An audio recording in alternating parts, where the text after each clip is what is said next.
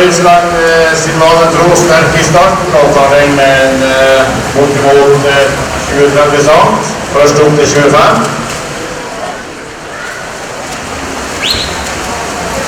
Og har jo svømt fort hele mesterskapet, og så rundt å fortsette som hun har gjort. Og det er ganske klart inn mot 50 meter, gjør den unna på 27,2. Da er det 8 foran Marte. Så kommer Marte fint opp på tredje lengden, men det er langt frem. Det går favør Ryssland dette. Ja, det ser sånn ut. Hun har fortsatt godt trøkk i armer og ben, og vil ta hjem hitseen her ganske klart, og dermed blir hun mester, og gjør det på 56,36.